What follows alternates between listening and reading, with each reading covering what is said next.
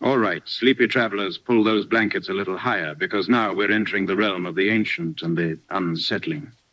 The stories of legendary Pokémon have always added a sense of mystery and majesty to the Pokémon world. But if you gently peel back the layers of those legends, you'll find roots tangled in some pretty dark and ancient folklore. And tonight, we're going to drift through those shadowy origins like explorers in a long-forgotten temple. Soft cave echoes, flickering torchlight, and just enough mystery to make you double-check your closet before falling asleep. Let's begin with one of the most notorious of them all, Giratina. Giratina is known as the renegade Pokémon, a massive, ghostly dragon creature banished to the distortion world for its uncontrollable violence. Which, let's be honest, is a pretty intense personality flaw for a children's game character. But here's the thing. Giratina's design and story draw directly from demonic figures and banished gods in ancient folklore. In many world myths, there's often a creature or deity cast out from the heavens or society for being too dangerous or too powerful, like the Greek titan Cronus, imprisoned for threatening Olympus, or Loki in Norse mythology, exiled for trickery and chaos.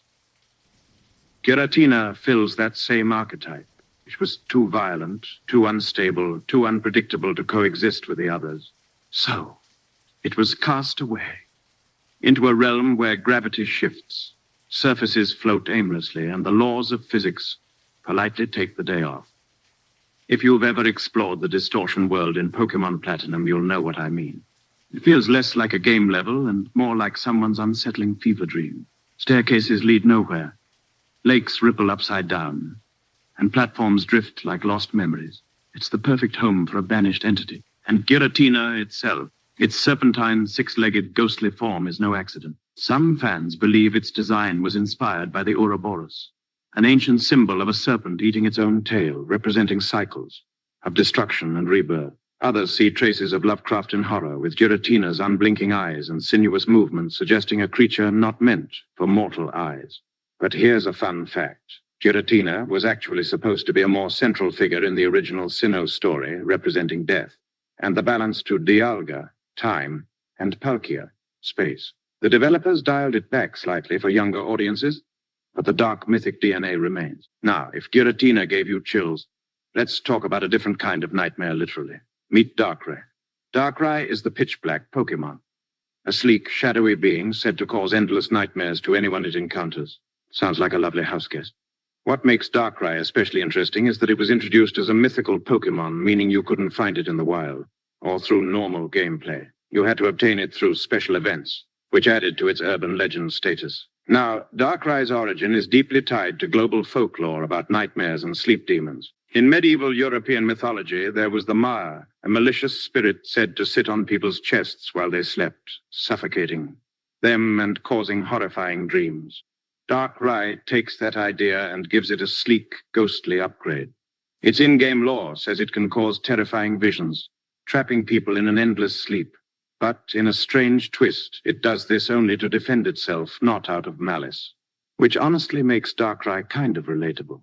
I, too, cause unintentional chaos when I'm scared or under-caffeinated. In the movie The Rise of Darkrai, we see this misunderstood Pokémon trying to protect a town from the spatial rift caused by Dialga and Palkia's battle. Meanwhile, the townsfolk blame Darkrai for their nightmares, not realizing it's actually saving them.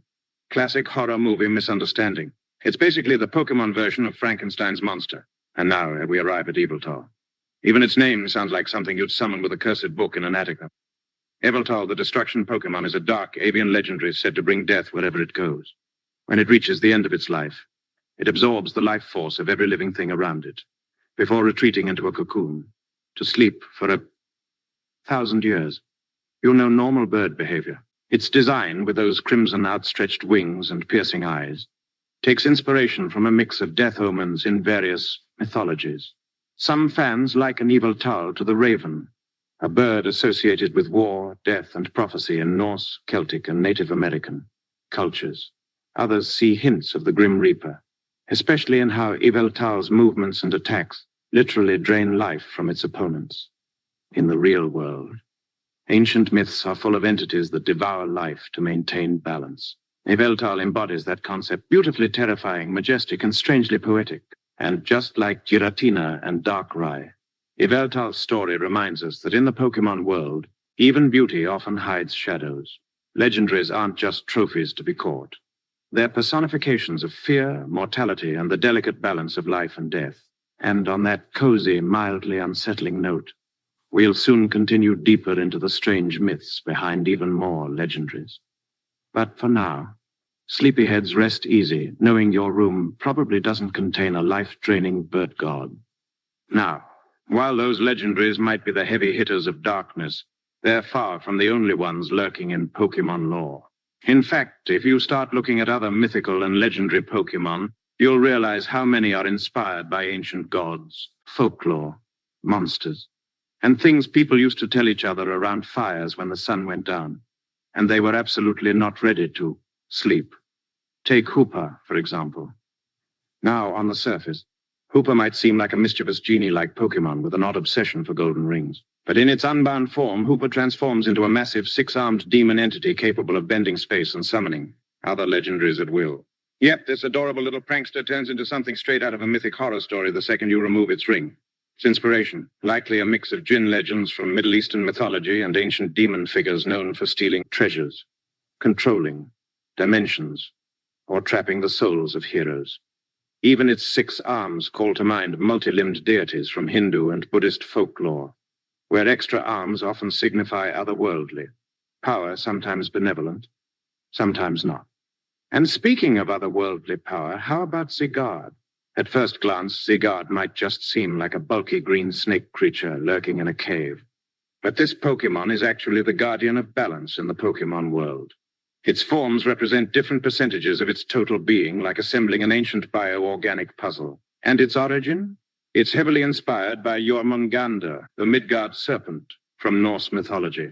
Jormungandr was a massive serpent that encircled the world, destined to rise during Ragnarok, the end of days. In fact, Zygarde's ability to monitor ecosystems and intervene when balance tips too far is very much in line with Jormungandr's symbolic role as a bringer of apocalypse and rebirth. Which means that, yes, somewhere out there in the Pokémon universe, there's a snake that might just decide one day that it's done with our nonsense and pull the plug on everything. And then there's Cresselia and Darkrai, 2 sides of the same coin. Where Darkrai embodies nightmares, Cresselia represents peaceful dreams. In legends, beings like Cresselia would be moon spirits or celestial guardians, watching over sleepers and guiding lost souls through the darkness. Even its shimmering, crescent-shaped wings resemble ancient lunar goddess imagery from Roman and Greek myths. The balance between nightmare and dream, darkness and light. It's a classic mythic theme. And like those old stories, the Pokémon world loves its yin and yang pairings. Every force of destruction has a counterpart, every darkness, a protector. And somehow, it's always you, the eternally 10-year-old trainer who ends up in the middle of it. Let's not forget the Regi Trio, or as I like to call them, the Pokémon equivalent of ancient golems with a serious attitude problem. Regis, Registeel, and Regirock are heavily inspired by golem myths from Jewish folklore. In those old stories, golems were beings made from earth, stone, and other natural materials, animated by sacred words or spells to protect communities. They were powerful, silent, and only partially alive, much like the Regi Pokémon in their ancient sealed chambers. In fact, their puzzles and inscriptions scattered across Hoenn and Sinnoh regions feel like nods to ancient temples and hidden tombs waiting for some plucky archaeologist or 10-year-old with a Pokédex to come poking around.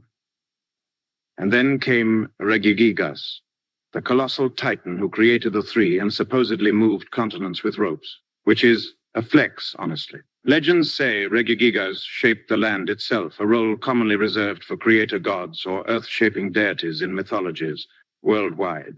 It's a blend of Norse frost giants, Greek titans, and primordial world builders from various ancient cultures. What makes this so fascinating is how Pokémon consistently mirrors real-world mythologies while giving them a slightly adorable, occasionally unsettling Japanese pop culture twist. It's what makes uncovering these stories so addictive, because even when you think you've caught them all, there's always some ancient myth hiding in the shadows of their Pokédex entry.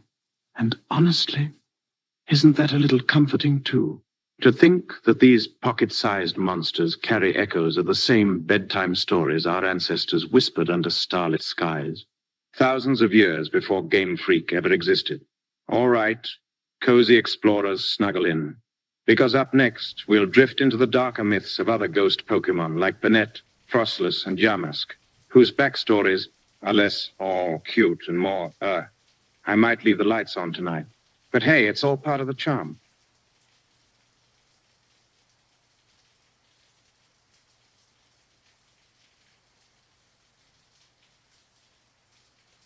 All right, sleepy scientists, it's time to pull on your lab coats and dim the lights a little more. Because now we're stepping into one of the strangest, most whispered corners of the Pokémon world. The one where evolution isn't just about leveling up. It's about mutation, memory, and maybe a little madness. Let's start with one of the most chilling Pokédex entries out there. It belongs to a familiar face, the psychic Pokémon, Kadabra. Now, most players remember Kadabra as the aloof evolution of Abra Spoon in hand, eyes glowing, looking like it just read your deepest insecurities while levitating in a yoga pose. But hidden within its Pokédex lore is a haunting line. It happened one morning, a boy with extrasensory powers awoke in bed, transformed into Kadabra. Just take a breath and sit with that. A child transformed by their own psychic abilities into a Pokémon. No evolution stone. No battle. Just poop. New form. New existence. And nobody really talks about it. No follow-up quests. No dramatic story arc. It's just there. Like a bedtime rumor no one's brave enough to explore. Some fans believe this wasn't just a metaphor or translation quirk, but a literal transformation caused by a mutation of the mind. The child's power overwhelmed their human form, turning them into something else, which adds a weird, tragic flavor to every wild Kadabra you see in-game. Were they once human? Do they remember their families? Do they ever try to go home? And that's just the beginning. Let's drift a little deeper into the lab, shall we? Ditto, our lovable, squishy, smiling blob, might be one of the darkest secrets of the entire Pokémon universe. On the surface, it's just a goofy pink goo that can copy any Pokémon it sees. But here's where things get sticky. Ditto is the same color, same weight, and shares the move, transform with one other Pokémon Mew. Mew, as you may know, is the genetic ancestor of every Pokémon, the mythical blueprint from which all others descend. And Ditto. Some fans believe Ditto is the result of failed cloning experiments trying to recreate Mew. Experiments like the ones that eventually gave us Mewtwo. It all ties back to the Pokémon Mansion on Cinnabar Island, a once grand research facility now crumbling and overrun with coughing Pokémon and strange broken journals. In one of those journal entries dated years before your arrival, the scientists write about discovering a new Pokémon deep in the jungle. That Pokémon was Mew. What follows is a slow descent into desperation. They try to clone it. They try again and again. One clone, two unstable, another, a shapeless blob. Eventually, they create Mewtwo, a genetically engineered Pokémon built for battle, born in isolation and rage. But those earlier prototypes, the ones that couldn't hold their form, that melted back into cells and static. Some fans say those became the Dittos of the world, failed children of science, wandering the wilds, smiling because they don't know how to frown. And here's where it gets a little glitchy, because if Pokémon cloning wasn't spooky enough, there's another piece of history that got quietly erased. An episode so infamous, so intense, that it was banned from broadcast forever. Enter Den-O Senshi Porygon, or as you may know it, the Porygon episode. Aired only once in Japan in 1997, this episode featured Ash and Pikachu diving into cyberspace with Porygon to stop a rogue. Computer virus. Seems harmless enough, until Pikachu uses an electric attack inside the digital world, triggering rapid flashing red and blue. Strobe effects. What followed was real-world chaos. Over 600 children across Japan experienced seizures, dizziness, and nausea. TV Tokyo immediately pulled the episode, and it's never been re-aired or officially released anywhere in the world since. But here's the eerie part. Porygon, the Pokémon blamed for the incident, was quietly pushed aside in the anime. Despite not being responsible for the attack, it was Pikachu's Thunderbolt. Porygon was never featured in another main episode. Again, like a digital ghost, it vanished. leaving behind rumors, screenshots, and a place in Pokemon's darker history. Some fans even believe the incident cursed Porygon as a character. And, well, there's something poetic about Pokemon designed to live in cyberspace being lost forever in the real-world broadcast void. Now, while Ditto's backstory is one of soft tragedy, and Porygon's fate lingers like a digital ghost, there's one creation in the Pokemon universe whose story is far less subtle and far more terrifying. And that's Mewtwo. Ah, yes, the infamous genetic experiment, born from science's attempt to outplay nature. You probably know Mewtwo as the final boss of the original games, lurking at the end of Cerulean Cave, waiting to psychically pulverize anyone brave enough to step inside. But beneath those cold, narrow eyes lies a creation myth darker than most realize. It all started, as the old journal entries of the Cinnabar Island mansion reveal, with the discovery of Mew, a creature so rare and so powerful that scientists believed they could harness its DNA to create the ultimate Pokemon. But like every good cautionary tale, their obsession with control led to consequences. In both the first Pokemon movie and the games' lore, Mewtwo was engineered for battle. It wasn't born, it wasn't caught, it was built. And something about that feels unsettling in a world otherwise obsessed with friendships and trust. The most haunting part? In Pokémon, the first movie, Mewtwo awakes, confused, isolated, and angry. Not because it's inherently evil, but because it was designed without a purpose beyond violence. It's a creature that was never meant to exist, and it knows it. One particularly eerie moment in the movie reveals Mewtwo communicating telepathically with a clone of a little girl named Amber, a memory-like projection created by the scientists to keep Mewtwo company as it developed. But as the girl's consciousness fades, so too does Mewtwo's only connection to kindness. It's like a digital Eve being lost before the first man even walks the earth. The idea that Mewtwo was aware of its own unnatural origins before it even opened its eyes is both tragic and terrifying. And that lab, that infamous Pokemon mansion, is itself a place shrouded in rumor. If you ever played Pokemon Red, Blue, or Yellow, you probably remember creeping through those dusty, half-collapsed hallways. The place is filled with charred notes, broken machinery, and wild Pokemon like Grimer and Mook. Creatures believed by some fans to be byproducts of the lab's experiments gone wrong. Toxic waste given form. Even Magmar, with its unusual humanoid shape and fire-spewing power, is often theorized to have been the result of those early experiments, perhaps an attempt to create a fire-type weapon before the perfected Mewtwo was born. And it's not just confined to Cinnabar. Throughout the Pokemon world, strange evolutions hint at science's invisible hand. Take Trubbish, a literal pile of garbage that springs to life, or Grimer, believed to be animated sewage. Were they accidents of pollution? Or artificial creations meant to solve waste management problems, only to be abandoned when things went sideways? Some Pokédex entries even suggest industrial areas produced them like mutated offspring of mankind's carelessness. Then there's Type, Null from Pokémon Sun and Moon. Created by the Ether Foundation in a bid to build an artificial Pokémon capable of standing up to legendary threats, this armored chimera was cobbled together using parts from other creatures. It was too dangerous, too unstable. So they sealed it away. Its helmet, a suppressor, meant to contain its powers and keep its mind docile. And yet, even in captivity, it's said to long for freedom like some tragic beast locked inside a cage it never asked to be in. These moments, scattered throughout the games, suggest that Pokemon's cheerful world hides a long, uneasy relationship with bioengineering.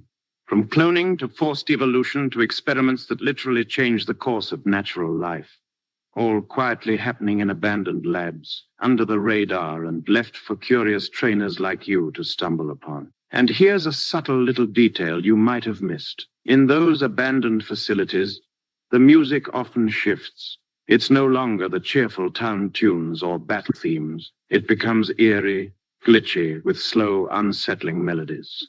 A signal from the game's designers that you've stepped off the bright path and into the forgotten places. You probably remember the Pokemon Mansion theme from the first games, a looping, hollow tune that feels like an old music box left to rot.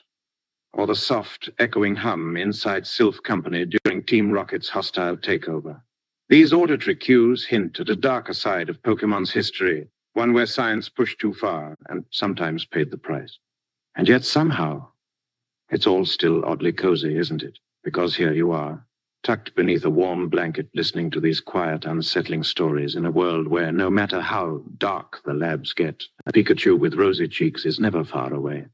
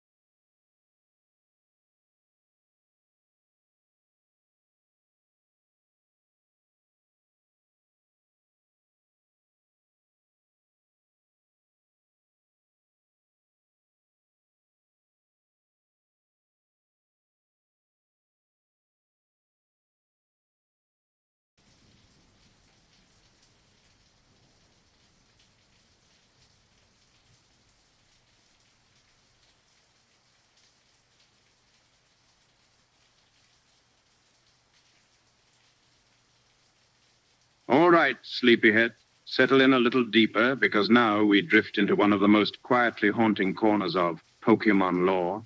Not the legendary beasts or glitchy lab experiments this time, but the strange ancient connections between humans and Pokémon themselves. And trust me, it gets a little eerie in a way that makes you want to look at your starter Pokémon and wonder, how deep does this bond really go? You see, while modern Pokémon trainers build friendships, battle rivalries, and occasionally throw elaborate birthday parties for their Pikachu, the ancient Pokémon world was different.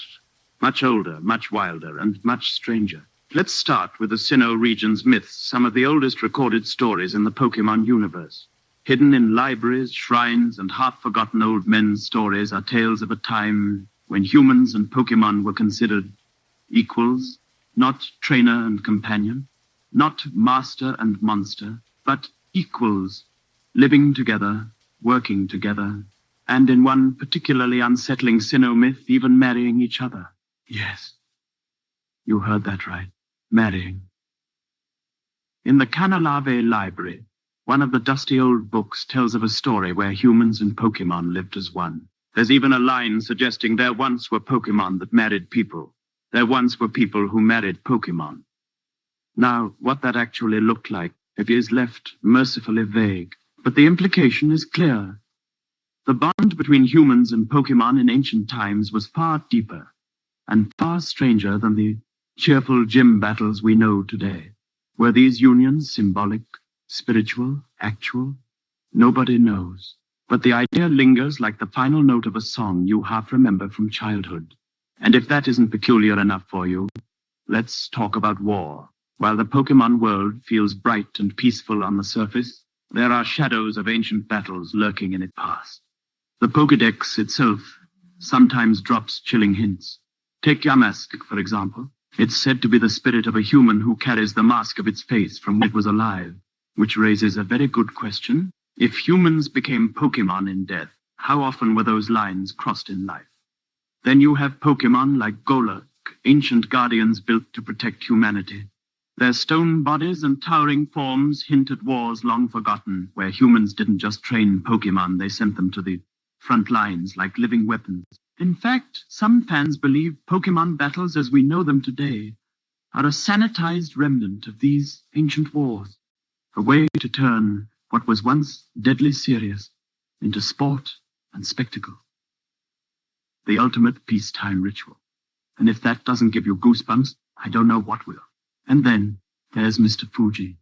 You remember him, right? The kindly old man who watches over Lavender Town's Pokémon Tower. He seems harmless, gentle, soft-spoken. The kind of guy who probably smells like tea and old books. But there are whispers. Strange little rumors that Mr. Fuji's past wasn't as innocent as it seemed. In the original games, it's revealed Mr. Fuji once worked with researchers, possibly even at the same facility responsible for Mewtwo's creation. Some believe he was involved in the early cloning experiments, trying to resurrect dead Pokémon or create new ones altogether. And when it all went horribly wrong, he vanished to Lavender Town to live out his days caring for orphan spirits. It explains his eerie knowledge about ghost Pokémon, his obsession with the well-being of the departed, and his refusal to leave the haunted Pokémon Tower. It's as if he's trying to atone for something the world was never meant to know. And finally, let's talk about the bond itself. Because while every game tells us Pokémon are friends, partners, and allies, the deeper you look, the more spiritual and mysterious those bonds become. It isn't just loyalty. It's a connection that transcends words and reason. In the anime, there's Ash's Pikachu, a bond so strong that it defies capture devices, psychic manipulation, even death itself. Time and again, Pikachu risks everything for Ash. Not because of training, but because of something older. An instinct, a tie to something bigger. Some fans believe this connection comes from the ancient times we spoke of earlier, a leftover spark from when humans and our Pokémon were one people. And that, deep inside, these battles, these friendships, these teary-eyed reunions, are echoes of something the modern world has long forgotten. And you know, the deeper you dive into this idea of ancient human-Pokémon bonds, the stranger and more beautiful it starts to feel. Because in so many myths and fragments of forgotten lore scattered across the games, there's a sense that these creatures weren't just partners in battle, but soulmates, spiritual companions, maybe even guardians from another world entirely. The Sinnoh myths hint at this repeatedly. In Celestic Town, there's that weathered mural of Dialga and Palkia deities of time and space, depicted not towering over humans, but beside them, as if they once shared the same world on equal terms. And it's said that long ago, the veil between people and Pokémon was so thin they could pass between one another's worlds. This isn't just some cozy bedtime story. It's scattered all over the Pokédex, too. Entries for Pokémon, like Lucario, mention how it can sense human emotions so clearly that it knows a person's heart before a word is spoken. Not a trained skill, an ancient bond. One passed down not through battles, but through something primal and wordless. And then there's the ghost Pokémon. Their entries are among the darkest in the franchise, and oddly the most human. Yamask, as we mentioned, was once a person. It clutches a mask of its former face, weeping when it remembers its past life. Now ask yourself, how does that happen in a world where humans and Pokémon are entirely separate species? Unless they weren't. Not always. And Frostlass, a beautiful yet chilling ghostly figure said to be the spirit of a woman who perished in a blizzard. She now takes the form of an icy Pokémon, luring others into snowstorms. Again, a human soul becoming a Pokémon. The line is so blurred, so softly crossed, you wonder how many other species might carry echoes of human stories. Even Ninetales, known for its intelligence and mystical powers, is said to live for 1,000 years and hold grudges against those who mistreat it. Some legends describe Ninetales as a spirit animal or guardian from folklore, the kind of creature ancient cultures would have, worshipped, not battled. Which brings us back to those ancient wars. It's quietly hinted across several generations of games, most clearly in Pokémon X and Y, where an actual war 3,000 years ago devastated the Kalos region. An event so horrific, a man named AZ built a machine to resurrect his beloved Pokémon, only to unleash a weapon of mass destruction. It was a war fought not just with weapons, but with Pokémon themselves. Think about that for a moment. Armies of humans and Pokémon marching together, not for gym badges or tournaments, but for conquest, survival. The bonds we see in modern-day Pokémon training might be the pacified, ceremonial remains of those ancient alliances, a gentler version of a bond once forged in blood and battle. And then there's the eerie quiet of Lavender Town. It's more than just a creepy place with unsettling music. Lavender Town represents something unspoken in the Pokémon world. Death. And more importantly, remembrance.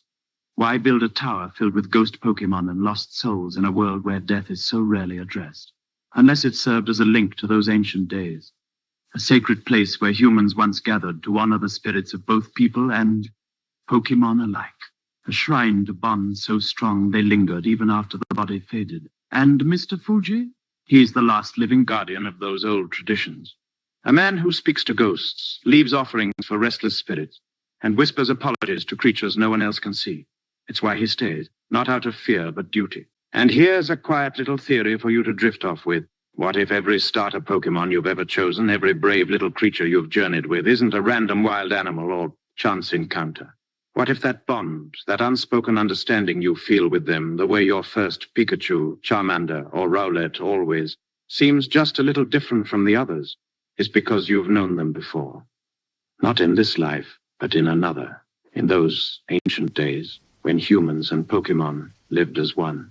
And every time you start a new game, or return to an old region, it isn't just nostalgia you're feeling. It's recognition, like meeting an old friend whose name you can't quite remember, but whose presence feels like home.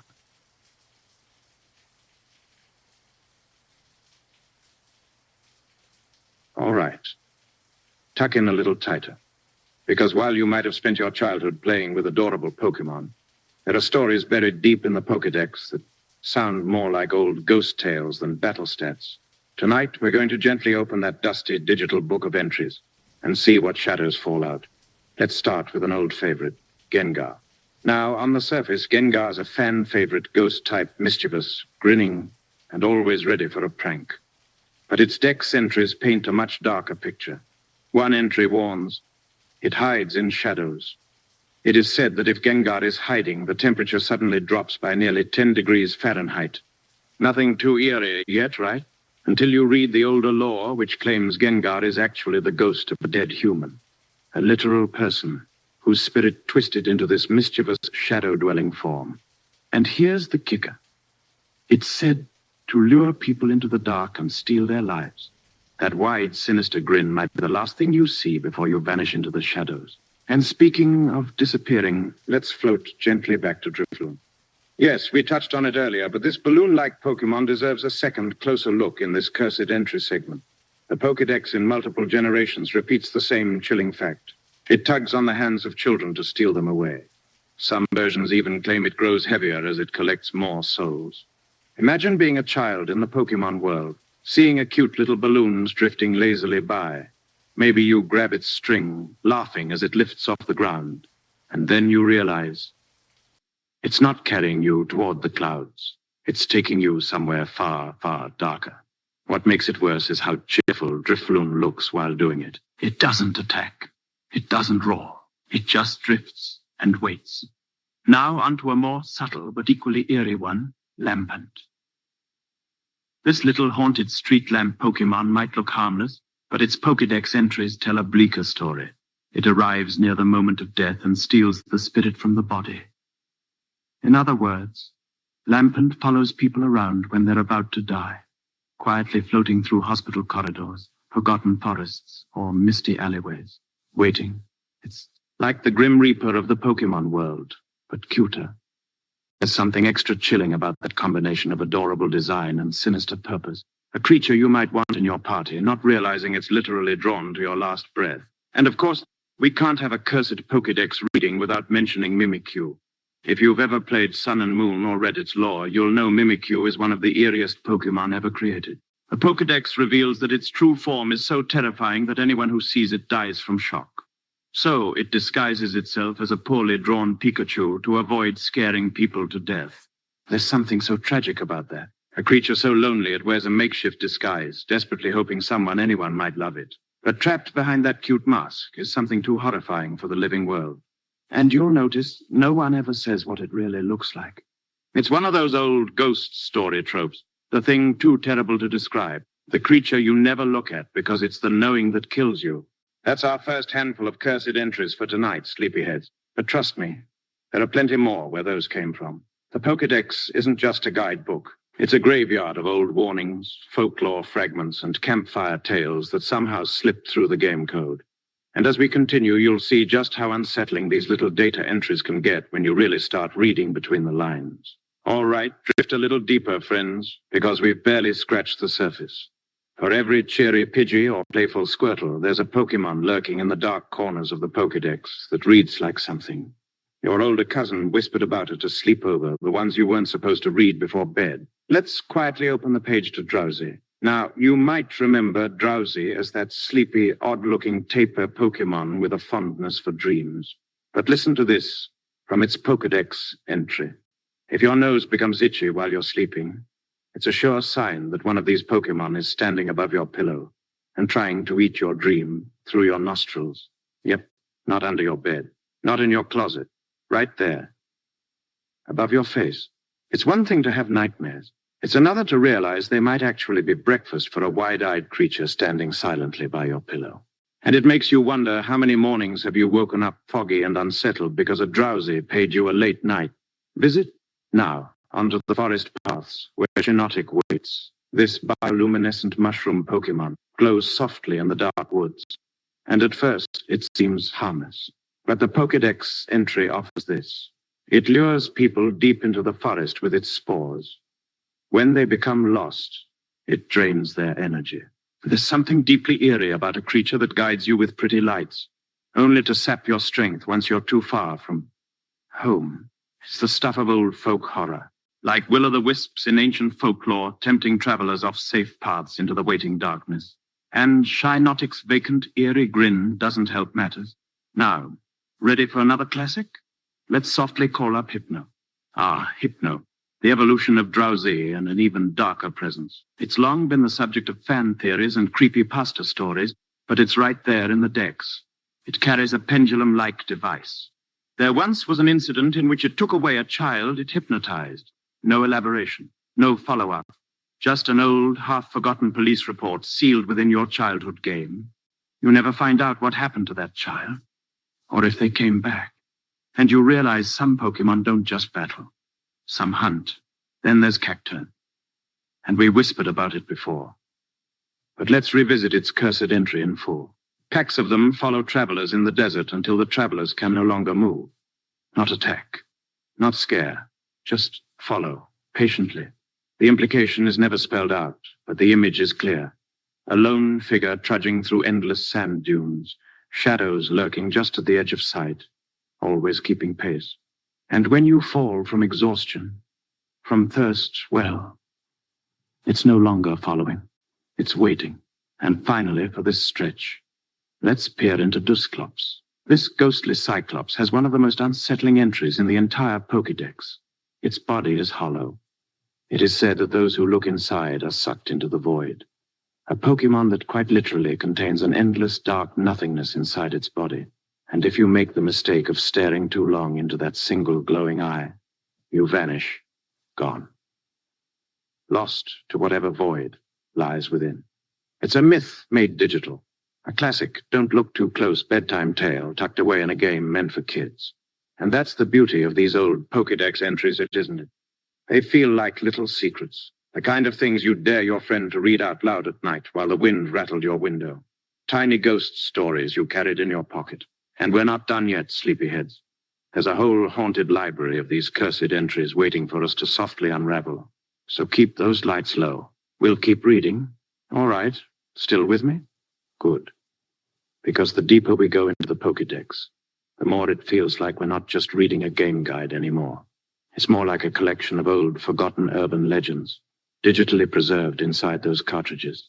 Let's softly turn to Frostless. Now, we brushed past her eerie myth earlier, but her Dex entries leave no room for comfort. In one version, it reads, it freezes hikers who have gotten lost in the mountains and carries them back to its lair. Sounds almost gentle until you realize carries them back doesn't mean for tea and a chat. They're frozen, perfectly preserved, and left there, eternal guests in her icy den. Frostlass isn't a monster by accident. Her story is rooted in ancient Japanese folklore about snow spirits Yuki-onna who lure travelers to their frosty deaths.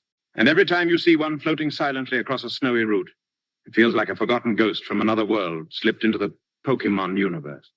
Now let's visit Jellicent, a Pokémon so unassuming you'd almost forget it exists. A big bloated jellyfish floating lazily through the ocean. But read its Pokédex entry and your stomach will quietly sink. It envelops its prey in its veil-like arms and drags them down to the depths of the ocean. Somewhere down there, its lair lies in the sunken remains of ships, a literal shipwreck siren. It doesn't attack for food or defense, it drowns for sport. And the creepiest part? It's always smiling. A big, unsettling grin as it pulls sailors and swimmers into the abyss, adding more wreckage to its underwater graveyard. You'll never look at a water route in Pokémon quite the same again. And then there's Yamask. Yes, again. Because this little ghost type might have the saddest, most unsettling Pokédex entry of them all. Each of them carries a mask that used to be its face when it was human.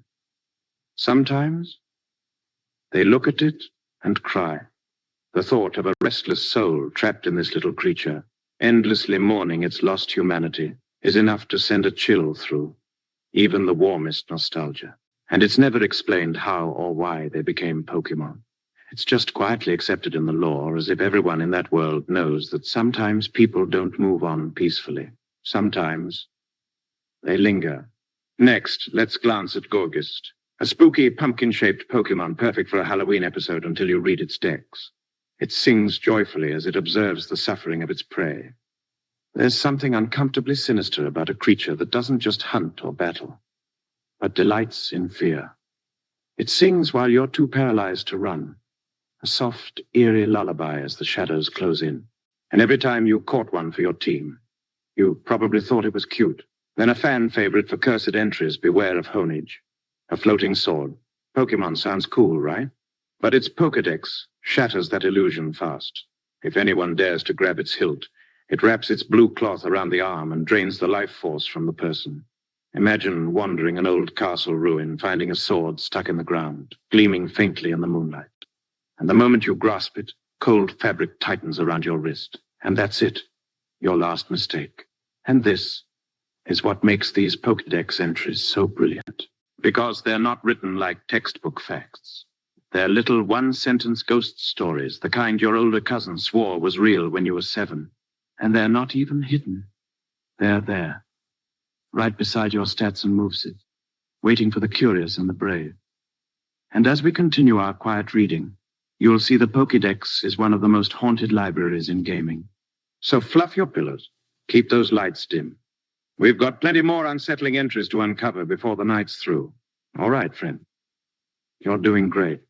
We've wandered through forests of restless spirits, stared into the eyes of ghostly dolls, and read the bedtime warnings hidden in the Pokédex. But there are still more entries, and these next few, they might be the eeriest yet. Let's start with Chandelure. On the surface, it's a graceful, elegant chandelier Pokémon, flickering flames and all. But then the dex hits you with this. The spirits burned up in its ominous flame lose their way and wander this world forever. Yep, forever, not passed on. Not reincarnated into another Pokémon, just doomed to endlessly drift the shadows between worlds, never finding peace. Imagine seeing that soft glow at night, thinking it's a street lamp or a safe hearth in the distance, only to find yourself staring into a chandelure's cold, flickering flames as it claims your soul, and you become one of the wandering lost. And speaking of tragic fates, let's quietly whisper about Litwick. The pre-evolution of Chandelure might be even creepier. Because while Litwick looks adorable, the Pokédex gently reminds us, while shining a light and pretending to be a guide, it leeches off the life force of anyone who follows it. That's right. It doesn't wait to attack. It doesn't lunge from the shadows. It politely lights your path, lets you feel safe, and quietly drains the warmth from your body as you walk. By the time you realize something's wrong, it's far too late. Now, ever hear of Mawil? A deceptively cute steel and fairy type, known for its charming appearance and unsettling second mouth on the back of its head. The Pokédex entry reveals it uses its docile-looking face to lull foes into complacency, then bites with its huge, gaping jaws. But here's where it gets darker. Older lore suggests it can unhinge those jaws wide enough to swallow a person whole. And it prefers to strike when its victim feels most safe. So if you ever see a Marwheel waving at you sweetly from a clearing, don't wave back. Now let's dim the lights a little more for Palosan. Yes, a literal haunted sandcastle Pokémon. And it's far worse than it sounds. The Pokédex warns. Buried beneath the castle are the bones of those whose vitality it has drained. Palosan doesn't just battle trainers. It devours them, swallowing them into the sands beneath its base, where they become part of the foundation of its cursed castle. Imagine that next time you build a sandcastle at the beach. And lastly, for this stretch, beware of Trevenant. An ancient, ghostly tree, Pokémon with an unassuming look. Until you read, it will trap people who harm the forest and never let them leave. Now, on the surface, it sounds like forest justice, but the fact that it does this in absolute silence, luring wanderers deeper into the woods where no one will ever find them, adds that perfect old ghost story vibe. It feels like one of those whispered warnings from village elders in ancient times. Respect the trees, child. The forest watches.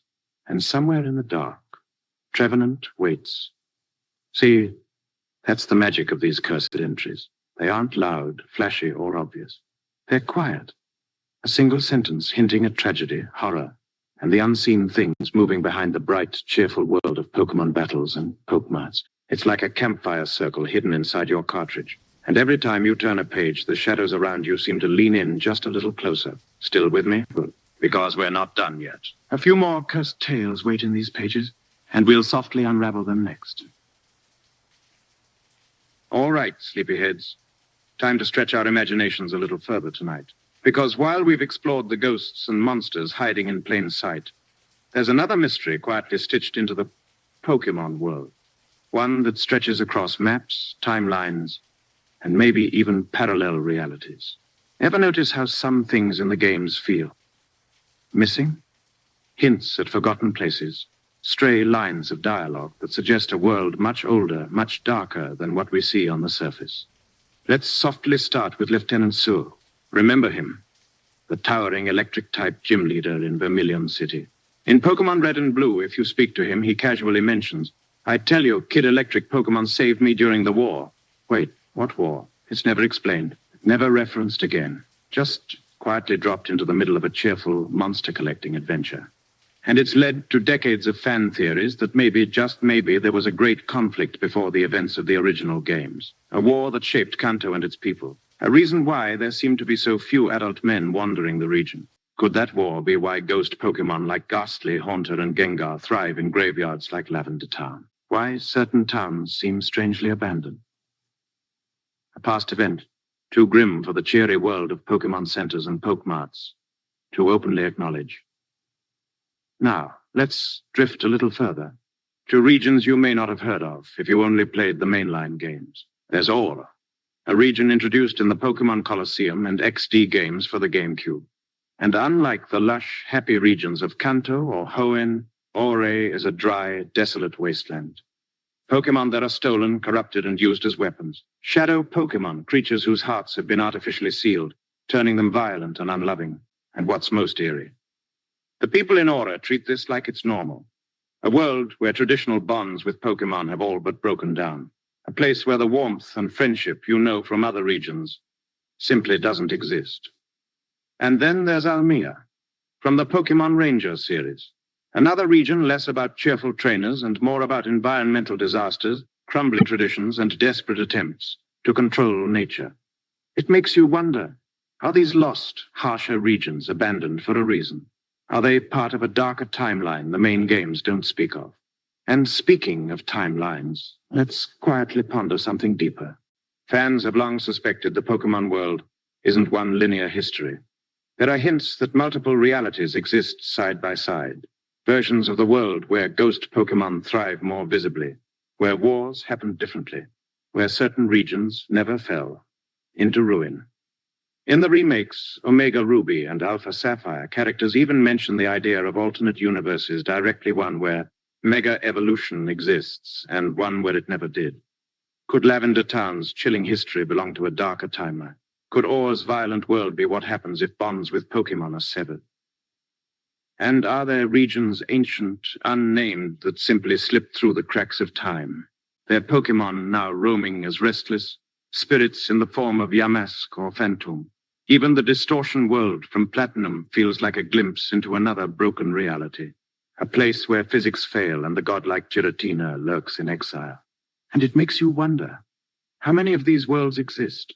What secrets lie in the gaps between the games we know? The idea isn't so far-fetched. In a world where ghost Pokémon hold masks of their human faces, where old dolls come to life seeking revenge, and where cursed sandcastles devour sailors. Is it really so strange to believe there are forgotten regions, lost timelines, and parallel worlds the games only hint at? Somewhere out there, a forgotten map might still be waiting.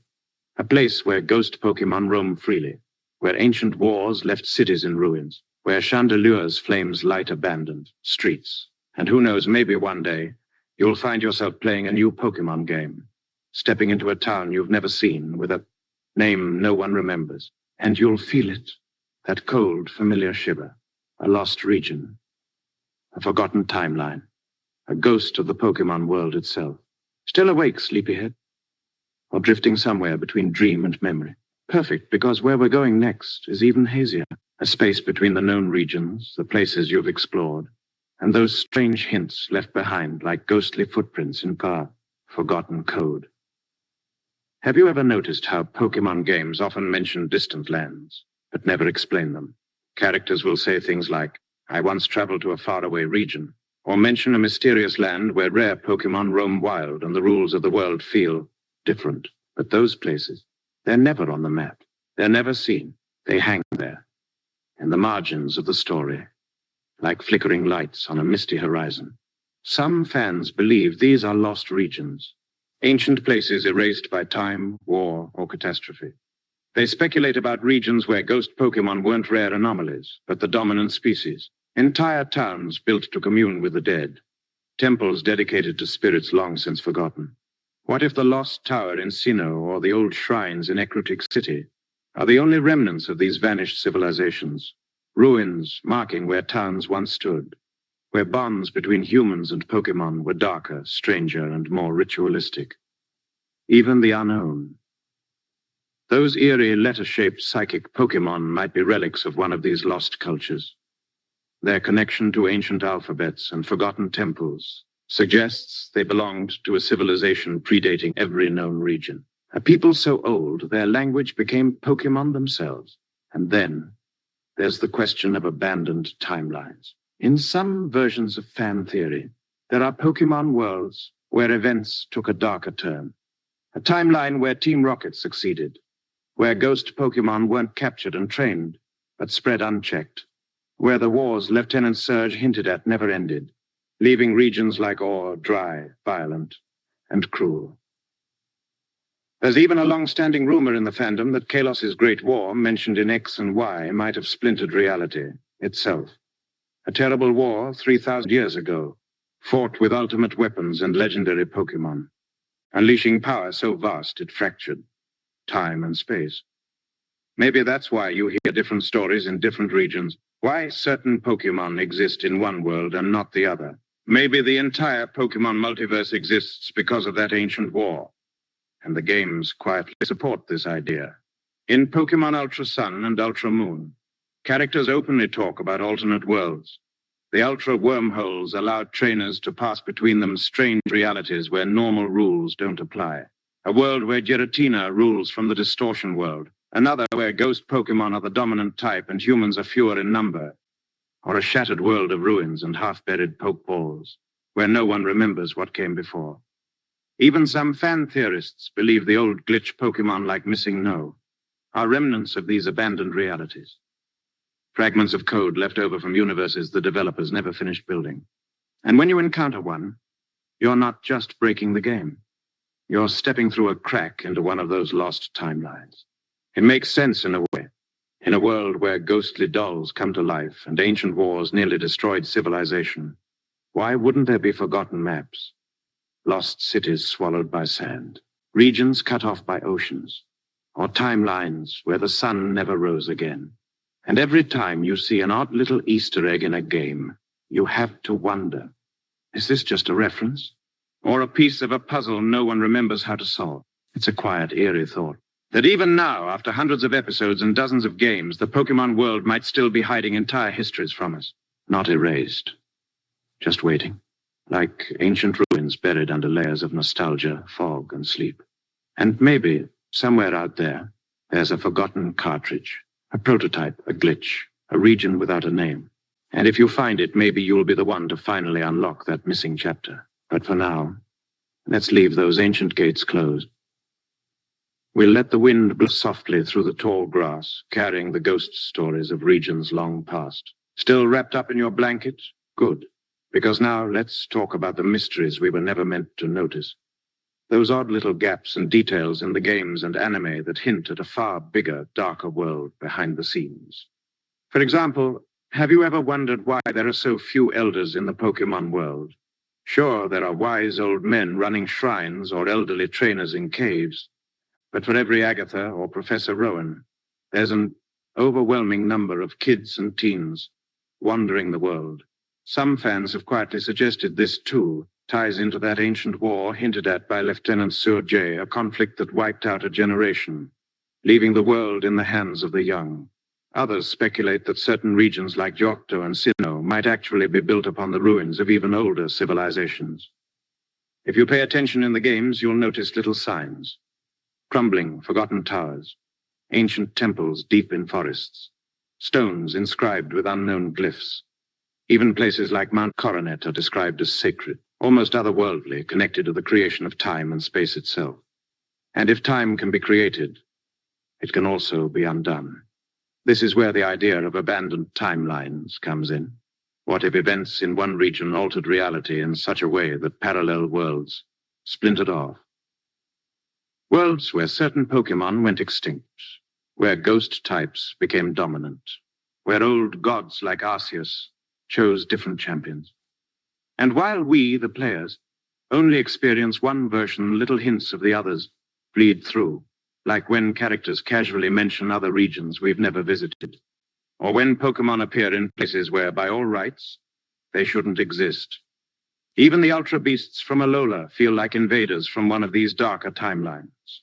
Creatures from a dimension where rules like love, loyalty, and mercy don't apply. And then there's the eerie theory that Giratina's distortion world isn't just a single alternate realm, but a collapsing junkyard of dead timelines. A place where failed realities and forgotten histories are pulled, twisted, and left to decay, which would explain why it feels so empty, so wrong. Some believe that's where the ancient war's most terrible weapons and victims were sent, not destroyed, but buried somewhere space and time can't reach. And every so often, something leaks out, a haunted cartridge, a glitch Pokémon, a rumor of a region that never existed. Even the Pokédex entries we've been exploring might be relics of these forgotten worlds. Stories written in the old languages of a timeline where ghost Pokémon roamed the streets, and every town built shrines to keep restless spirits at bay. It makes you wonder, are we just players in a single timeline? Or are the Pokémon games themselves artifacts of an ancient fractured multiverse? And the best part, no one really knows. The creators have never fully confirmed or denied these theories. They leave just enough gaps, just enough strange hints to keep the legends alive. Which means, every time you boot up a new game, you're not just catching Pokémon. You're brushing against the edges of ghost stories, lost wars, and broken timeline.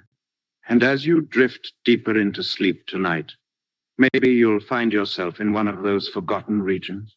A place where ghost Pokémon hum lullabies in empty streets, where old temples pulse with ancient power, and where a long-lost version of yourself still waits to finish that final battle. But for now, let's leave those theories gently resting like old books in a forgotten library, because we've still got one more haunted chapter left to read together. All right. Sleepyhead's still with me? Good. Because this next stretch might be the most haunting yet. We've talked about the lost regions we never got to visit. The wars only hinted at in old dialogue. the faint, flickering memories of cities swallowed by time. But have you ever considered that there might be Pokémon we were never meant to see? Scrapped creatures, abandoned designs, glitched remnants of dead timelines. They exist half-coded, half-imagined, lurking in the data of old games and faded design documents. In fact, during development of the original Red and Blue, over 190 Pokémon were initially planned, and only 151 made the cut. What happened to the others? Some were simply scrapped, their designs too strange or dark for the final game. Others were absorbed into later generations. And a few, according to fan rumor, left fragments of their code behind, like Missing No. You remember Missing No, don't you? That ghostly mass of corrupted pixels found in the surf near Cinnabar Island if you followed a very specific, very broken sequence of moves. To most, it was just a glitch, a mistake. But some theorists believe Missing No is a survivor, a fragment of an abandoned timeline, a Pokémon erased from the roster, left half-formed in the digital void. And here's the eerie part. Every time you encountered it, your game began to unravel. Item counts changed. Sprites glitched. Save files sometimes vanished, as if reality itself was rejecting the presence of something that shouldn't exist. And then there's the myth of Pokémon Green. Not the official Japanese release, but an old urban legend whispered in forums and dark corners of fan sites. The story goes that an early build of Pokémon Green contained a region you could never return from, a town without a name, where all the buildings were locked. The music, a distorted, reversed version of Lavender Town's theme. And the only Pokémon you'd encounter were ghost types, not ghastly or haunter, but nameless, shadowy figures with no data. And if one caught you, your game would crash, permanently. Of course, no one's ever proven this cartridge existed. But stories like these, they stick, because they fit too well with the world the official games hint at. A world where ghost Pokémon don't just haunt towers, but entire timelines, where ancient wars left scarred, cursed regions, where gods like Giratina still rule in exile, and maybe, just maybe, where the games we know are only one version of history. Think about how often legendary Pokémon are tied to time, space, and dimensions. Dialga, master of time. Palkia, ruler of space. Giratina, banished to the distortion world for disrupting the balance. Why would a children's game need gods of time and alternate realities? Unless those realities existed within its mythos. Some fans believe each game you play is a different thread in this cosmic tapestry, a different reality where events unfold in slightly altered ways, which explains the subtle differences between games, even remakes. Why is it in Pokémon Yellow, your Pikachu follows you, but not in Red and Blue? Why are certain towns moved, renamed, or completely gone in later games? Why do characters age in some timelines and remain forever young in others? Because you're not just playing through different stories, you're shifting through different realities, each cartridge a window into another timeline, some brighter, some darker. And if ghost Pokémon are echoes of human souls, what does it mean for the timelines where ghost types thrive? What happened there? Who did they lose? And maybe if you listen closely, you can still hear them. Old ghost cries buried beneath the chiptune tracks. Forgotten code trembling inside ancient cartridges. The last flickering remnants of lost regions and broken timelines. But for now, let's gently close this chapter. The wind still howls softly through those ancient towns, carrying the voices of people and Pokémon we'll never meet, a ghost story for another night. All right, sleepy travelers. You've journeyed through ancient myths, ghost stories, and forbidden science. But now, in these final, gentle moments before sleep, we arrive at the strangest Pokémon mystery of them all. Not a beast from legend, not a creature from a haunted tower, but a ghost made of data, a thing that was never meant to be seen. Its name is Missing No. If you grew up playing the original Pokémon Red and Blue games, chances are you heard the whispers, maybe from a kid on your street, maybe on an old internet forum lit by the glow of bulky monitors and dial-up hum. Story was always the same. If you surf along the edge of Cinnabar Island, something strange happens. And it did. The screen would flicker. The ocean tiles would glitch. and then a shape would appear. A broken, half-missing pile of scrambled pixels. A name where there should be none. Missing no, which, by the way, stands for missing number. A leftover piece of code. An anomaly created when the game tries to reference a Pokémon ID that doesn't exist. It was never supposed to appear. A ghost of lost data. A remnant from beta tests and half-forgotten systems the developers left buried in the game's code. But when it did appear, strange things would happen. Your inventory would multiply items endlessly. Your Hall of Fame would become corrupted, filled with impossible names and twisted characters. Sometimes it would even crash your game as if punishing you for daring to peer behind the curtain. And yet, players kept seeking it out, because in a way, Missing No wasn't just a glitch. It was a legend. A digital ghost story passed from kid to kid like an urban legend at a sleepover. Some said catching Missing or No cursed your save file. Others swore their game began to behave strangely afterward, with Pokémon appearing where they shouldn't, or music notes warping into static. The truth, even though Missing No was technically harmless, it created a sense of eerie unease that no programmed event ever could, because it wasn't planned. It wasn't part of the cheerful, orderly world of gym badges and Pokémons. It was something else, a glitch that felt alive, and Missing No was only the beginning. As Pokémon games evolved, so did their myths. Players began sharing tales of haunted cartridges, used game copies purchased at flea markets or dusty second-hand stores, where strange things happened, save files with bizarre trainer names, Pokédex entries for Pokémon that didn't exist, ghostly sprites that appeared for a moment, then vanished. One famous story involved a cartridge known only as Pokémon Black, a fan-made hack where a ghost-type Pokémon named Ghost could use an attack called Curse, which permanently erased other Pokémon, removing them from existence. And when you reached the end of the game, your own character would face Ghost in a final empty battle. And you'd lose. Of course, it wasn't an official game, but the stories spread like wildfire online, a digital campfire tale told in pixelated darkness. And there's more. In the files of old Pokémon games, fans have uncovered sprites for Pokémon that never made it, beta designs, half-finished creatures with missing faces, crooked eyes, and glitched limbs. Some are harmless early versions of now beloved Pokémon, but others feel off. One particularly famous beta Pokémon was a sprite known as Gorochu, the planned evolution of Raichu, scrapped late in development. It had fangs and horns, giving Pikachu's family a much darker turn. Others remain nameless odd shapes, misplaced parts, strange amalgamations of features that hint at ideas abandoned for reasons no one remembers. And then there's the unknown, a whole species of Pokémon made entirely of symbols, living letters floating in ancient ruins. They're shaped like our alphabet, but they also contain a secret. When arranged, their forms can spell hidden messages. Some players discovered messages in the ruins of Alph that read, "Our words shall remain here for the ages," or "Escape." Not exactly the kind of thing you expect from a children's game.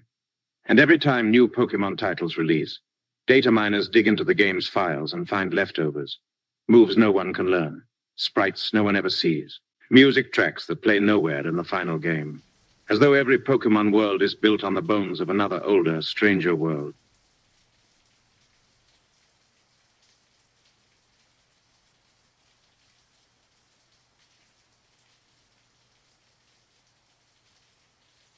All right, tuck in a little tighter, because while you might have spent your childhood playing with adorable Pokémon, there are stories buried deep in the Pokédex that sound more like old ghost tales than battle stats. Tonight, we're going to gently open that dusty digital book of entries and see what shadows fall out. Let's start with an old favorite, Gengar. Now, on the surface, Gengar is a fan favorite, ghost-type, mischievous, grinning, and always ready for a prank. But its Dex entries paint a much darker picture. One entry warns, "It hides in shadows." It is said that if Gengar is hiding, the temperature suddenly drops by nearly 10 degrees Fahrenheit. Nothing too eerie yet, right?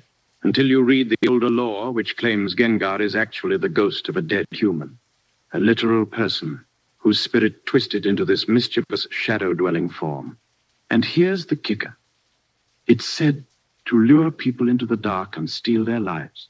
That wide, sinister grin might be the last thing you see before you vanish into the shadows. And speaking of disappearing, let's float gently back to Drifloon. Yes, we touched on it earlier, but this balloon-like Pokémon deserves a second, closer look in this cursed entry segment. The Pokédex in multiple generations repeats the same chilling fact. It tugs on the hands of children to steal them away. Some versions even claim it grows heavier as it collects more souls. Imagine being a child in the Pokémon world, seeing a cute little balloons drifting lazily by.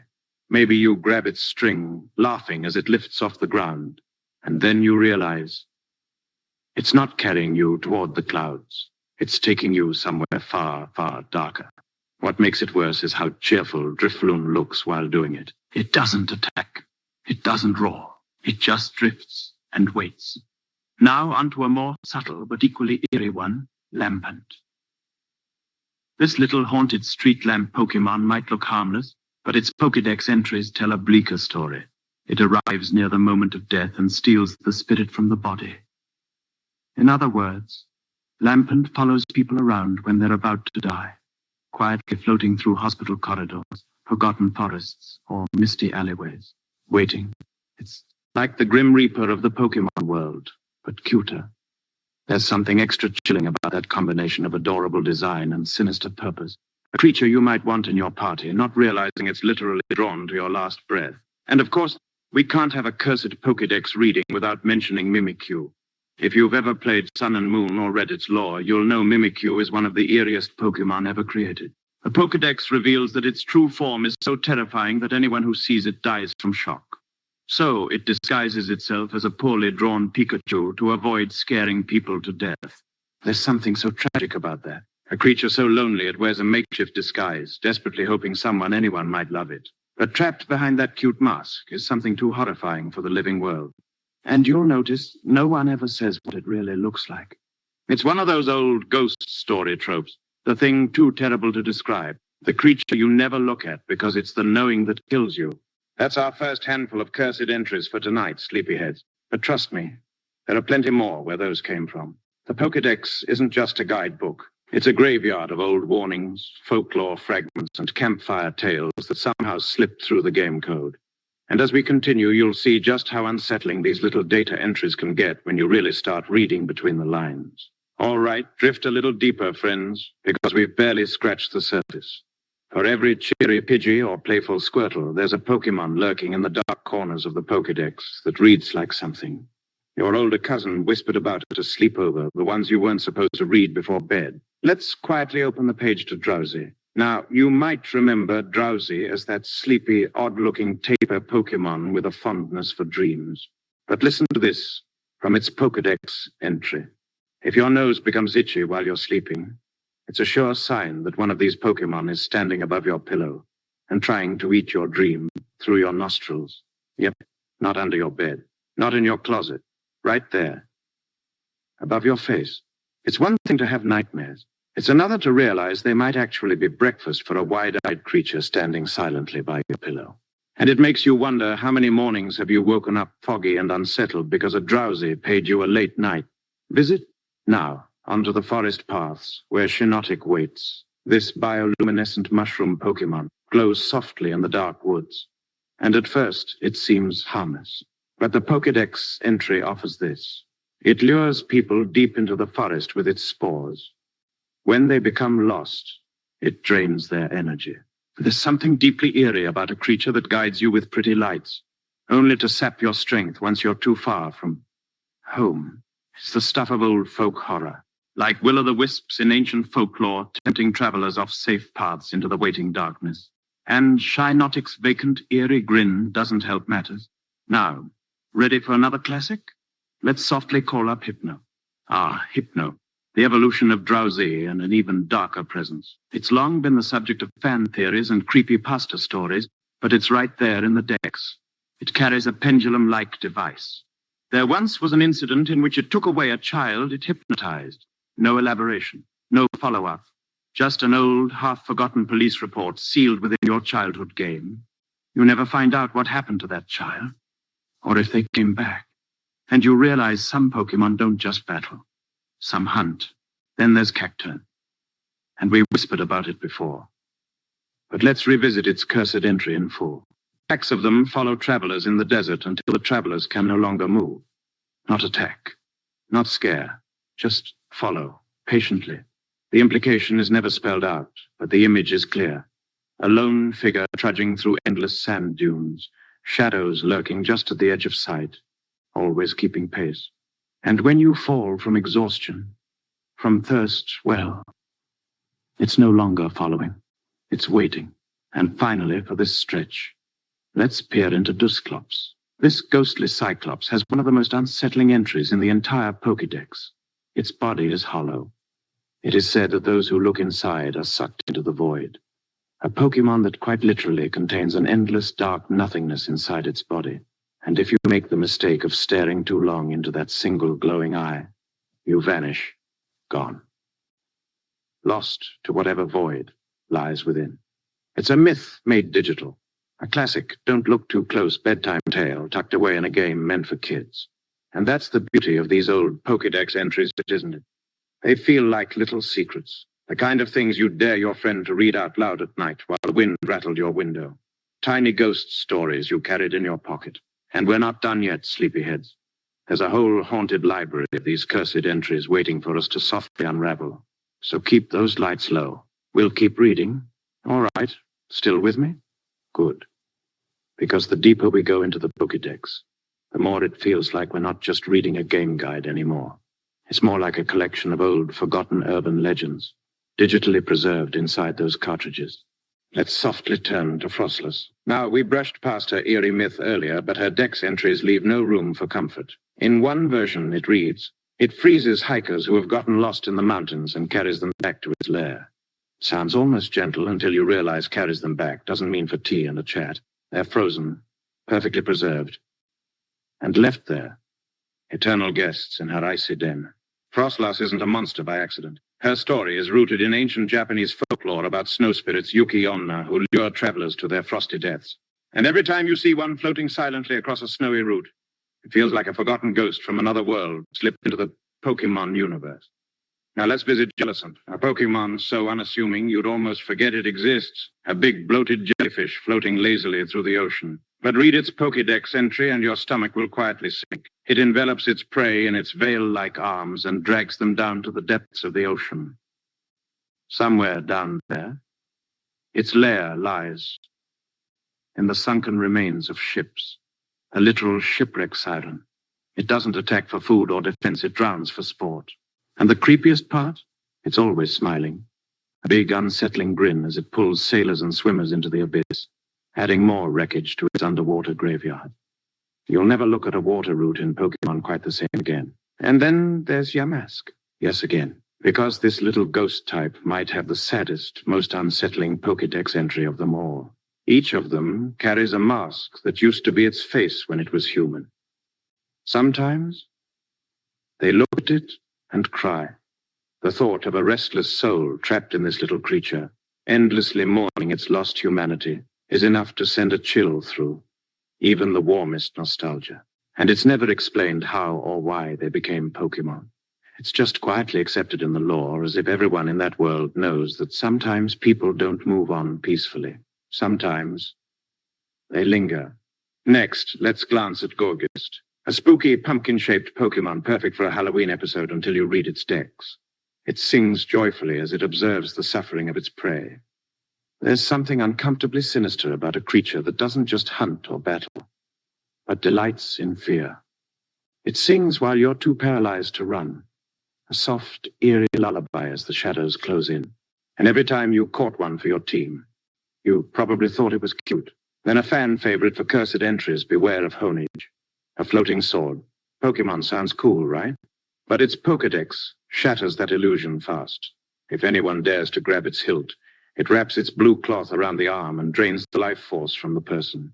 Imagine wandering an old castle ruin, finding a sword stuck in the ground, gleaming faintly in the moonlight. And the moment you grasp it, cold fabric tightens around your wrist. And that's it, your last mistake. And this is what makes these Pokédex entries so brilliant. Because they're not written like textbook facts. They're little one-sentence ghost stories, the kind your older cousin swore was real when you were 7. And they're not even hidden. They're there, right beside your stats and movesets, waiting for the curious and the brave. And as we continue our quiet reading, you'll see the Pokédex is one of the most haunted libraries in gaming. So fluff your pillows. Keep those lights dim. We've got plenty more unsettling entries to uncover before the night's through. All right, friend. You're doing great. We've wandered through forests of restless spirits, stared into the eyes of ghostly dolls, and read the bedtime warnings hidden in the Pokédex. But there are still more entries, and these next few, they might be the eeriest yet. Let's start with Chandelure.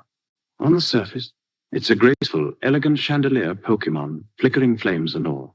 But then the Dex hits you with this. The spirits burned up in its ominous flame lose their way and wander this world forever. Yep, forever, not passed on. Not reincarnated into another Pokémon, just doomed to endlessly drift the shadows between worlds, never finding peace. Imagine seeing that soft glow at night, thinking it's a street lamp or a safe hearth in the distance, only to find yourself staring into a chandelure's cold, flickering flames as it claims your soul, and you become one of the wandering lost. And speaking of tragic fates, let's quietly whisper about Litwick. The pre-evolution of Chandelure might be even creepier. Because while Litwick looks adorable, the Pokédex gently reminds us, while shining a light and pretending to be a guide, it leeches off the life force.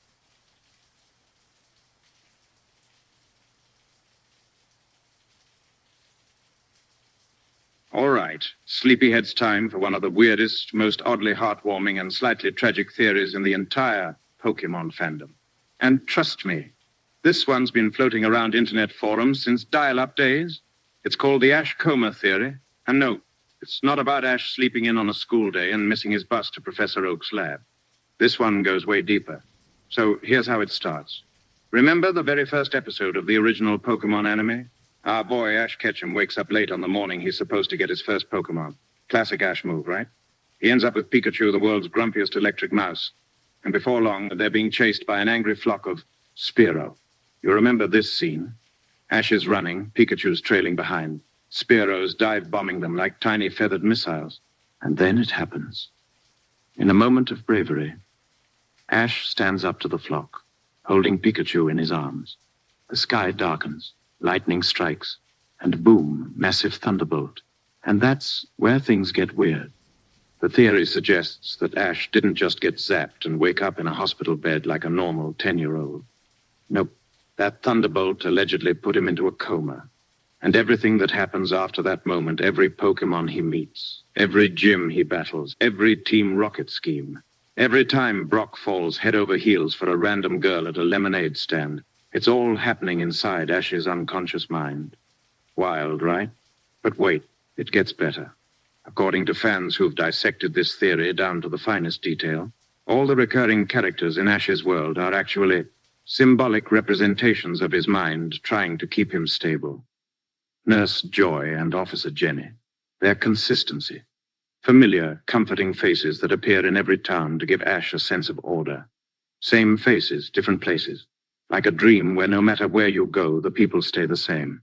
It's why Ash never questions why every Officer Jenny looks identical, or why every Nurse Joy seems to be part of one massive, mildly suspicious family tree. Because in a coma dream, you don't question the details. Your brain fills in the blanks to keep the world consistent. And then there's Brock and Misty. Brock represents Ash's need for loyalty, protection, and friendship, the big brother figure. A steady, reliable presence in a world that's constantly shifting. And Misty? She is the embodiment of Ash's fear of abandonment and unresolved guilt. Think about it. Misty only follows Ash because he owes her a new bike, which, let's be honest, was probably destroyed in that exact Thunderbolt incident that started this whole thing. Misty's constant threats to leave, her fierce personality, and their complicated friendship reflect Ash's subconscious struggle with losing people. And deep down, he doesn't want her to go. Now, what about Team Rocket? Oh, you're gonna love this. Jessie, James, and Meowth aren't just comic relief, they symbolize Ash's personal demons. They represent the negativity and self-doubt that tries to pull him down, but never quite succeeds. They're persistent, annoying, occasionally dramatic, and always showing up when things seem good. Kinda like my inner voice when I try to start a diet. Their repetitive appearances, over-the-top schemes, and inevitable defeats mirror the way our minds confront suppressed, darker thoughts in dreams. You know they're going to show up, you know they're going to cause trouble, and you know they're going to get sent flying by a Pikachu thunderbolt in the end. It's your subconscious way of keeping those fears in check. And here's the part that gives this theory its extra spooky flavor. Ash never ages. Not in the games, not in the anime, not even when they hop to different regions, introduce new Pokémon generations, or reboot art styles. Ash is eternally 10 years old, which makes zero sense in the real world, but perfect sense in a dream world or coma scenario. Time is relative in dreams. You could live 1,000 lifetimes in your head and never age a day. It's why in some dreams, you can be a kid again, or suddenly teleport to your old school cafeteria, or forget how multiplication works. The rules get fuzzy.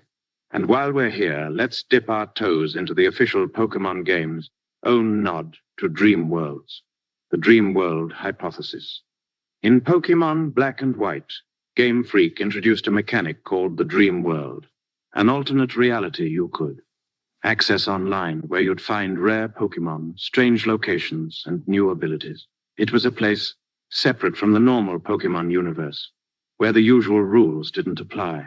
Now, some fans took that concept and ran with it, suggesting that the entire Pokémon world anime and games alike might be one big shared dream, a collective illusion created by human and Pokémon minds, interconnected through some ancient psychic bond. Which, I mean, sounds like a plotline, straight out of a late-night Reddit thread, but also weirdly plausible in a franchise where Ghost, balloons kidnap children and half the wildlife can shoot lightning from their cheeks. And honestly, wouldn't that explain a lot? Why certain Pokémon exist in one region and not another? Why legendaries come back from the dead every few generations? Why nobody questions a 10-year-old taking down criminal organizations and ancient gods? Because it's not the real world. It's a dream, and dreams don't follow logic. Now, if you think about it, the way Ash's world operates makes a whole lot more sense under this theory. Why is it that no matter where he travels, each town conveniently has a Pokémon center? Why is there always a Nurse Joy waiting to heal his Pokémon, and an Officer Jenny conveniently popping up whenever Team Rocket gets up to their usual cartoon villain nonsense? Because in a dream, especially one conjured up by a 10-year-old brain, familiar comforts repeat themselves. It's the mind's way of providing structure in chaos. You've probably had dreams like that, right? Where no matter what bizarre situation you find yourself in, you're skydiving into a marshmallow ocean, arguing with a traffic cone, or riding a Rapidash to work. Certain details stay the same. Your house might look a little different. The sky might be purple, but your dog's still there. That's your subconscious clinging to what it knows. And in Ash's world, that's Nurse Joy, Officer Jenny, and an endless supply of Pokemarts. Even the regions themselves seem suspiciously designed for dream logic. Every place Ash visits is essentially a variation on the same theme. New towns, new gym leaders, new friends, but the same fundamental story beats. He never truly settles down, never officially wins a Pokemon League. And every new season hits that reset button like clockwork. Sure, he'll get close. He might win a tournament here and there, catch a legendary or two. But there's always another region, another rival, another set of badges, which makes perfect sense if you view it as an ongoing subconscious simulation. The journey continues because the dream never ends. And let's not forget the passage of time, or lack thereof. Ash has been 10 years old since 1997. I mean, for crying out loud, Pikachu's probably old enough to collect a pension by now. Yet neither of them has aged a day. No birthdays, no school graduations, not a single candle-blowing scene. In a dream world, time is fluid. A single moment can stretch into what feels like years, while entire months can pass in the blink of an eye. Ever had one of those weird dreams where you live out an entire life, only to wake up and realize it's been 6 minutes? Same deal. And here's a fun little detail the theory fans love to point out. Notice how Pokemon evolution often happens during moments of intense emotion or danger. It's rarely a gradual biological process. Instead, it's triggered by the kind of heightened drama you'd expect from a dream narrative. Ash's Pokemon evolve in the middle of battles, during rescue missions, or while protecting their trainer from imminent doom. Why? Because that's how a dream builds tension and resolution. Your brain craves those cinematic moments, the underdog pulling through at the last second, the last minute's save, the final shock and awe victory. In the logical waking world, a Pokémon might evolve after weeks of training. In a dream, it happens when the plot demands it. Now, here's the part where things get delightfully eerie. Some fans believe that the different regions in the Pokémon universe represent different levels or stages of Ash's subconscious. Each region symbolizes a new chapter in his emotional growth, dealing with different aspects of his psyche. Kanto, where it all began, represents innocence and childhood wonder. Yoto stands for nostalgia and the difficulty of letting go. Owen dives into friendship and loyalty. Sinnoh deals with loss, with darker legendaries and deeper mythology. Unova focuses on trust and betrayal. Kalos, identity and belonging. And so on. Each journey introduces new friends and obstacles, not to progress Ash's external story, but to help his mind process buried emotions and fears. It's like emotional therapy, but with more electric rodents. And those legendaries Ash keeps encountering, they could represent his subconscious trying to protect or challenge him. Think about it. Why else would a random 10-year-old keep bumping into literal gods and cosmic destroyers every couple of months? In the real world, you can't swing a poke flute without running into an endangered bird deity. But in Ash's mind, they symbolize big, overwhelming emotions. Loss, grief, joy, fear of growing up. Every encounter is a test, and conveniently, he always survives them. And the creepiest part? No one else seems to remember these encounters. The world resets. A new region, new friends, new Pokémon. But Ash remembers, which makes perfect sense if you're dreaming. You wake up and the faces fade, but the feelings stay. Now let's add one final cherry on top of this spooky theory sundae. If you've ever noticed, there's a peculiar calmness in how Ash deals with danger. He rarely panics, even when facing legendaries or watching his Pikachu get blasted halfway across a volcano. Because in a dream, no matter how scary things get, you sort of know you're safe. Your mind, even when crafting nightmares, clings to the idea that you'll wake up. Ash's endless optimism, his refusal to give up, and his inability to truly lose it emotionally. Classic dream protagonist behavior.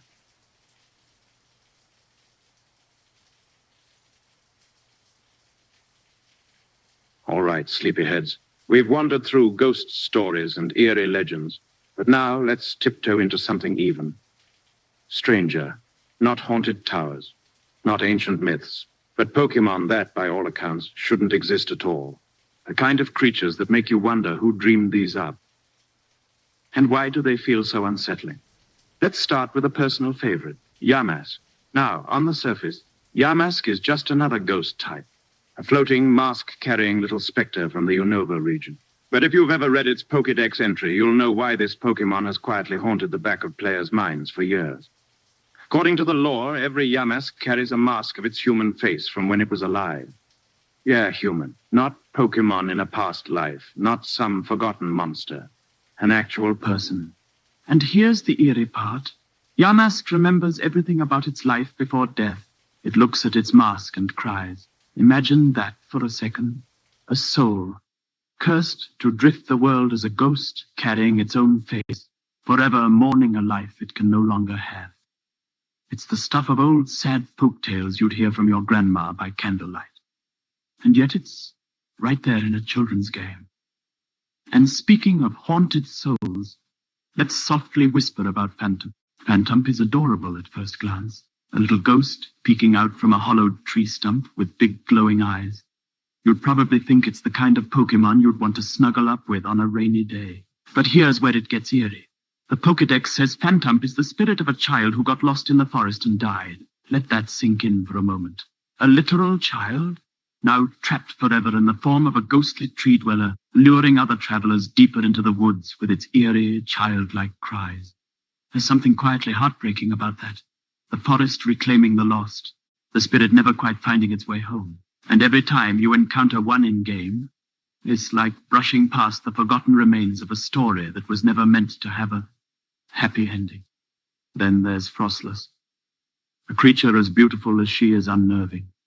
Legend has it that a woman lost in a blizzard was consumed by icy winds and transformed into this ghostly ice Pokémon. Frostless isn't just a spirit, she's a hunter. Her lore tells us she freezes men and preserves them like trophies in her icy lair. And yet, she smiles, a soft, eerie, knowing smile.